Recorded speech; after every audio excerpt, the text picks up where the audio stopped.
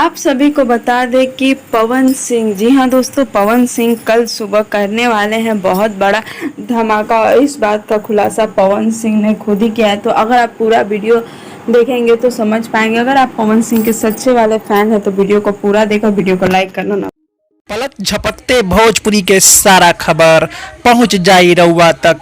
राउर आपन channel Bhojpuri star tube अगर देखो तानी तो सोची मौत, जाके कर दी सब्सक्राइब, घंटा के आइकन के दू हाली जरूर दबा देव।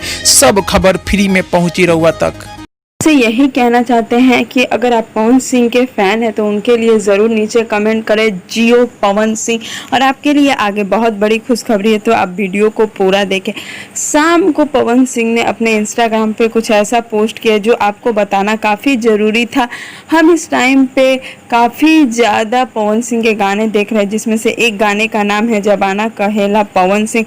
और हम आपको बता दें कि यह गाना कल सुबह यानी कि 23 अगस्त को सुबह 6:45 पे हमारे सामने आ जाएगा। और इसी के साथ साथ पवन सिंह के भाई का भी गाना आ रहा है ऑनलाइन रहता है।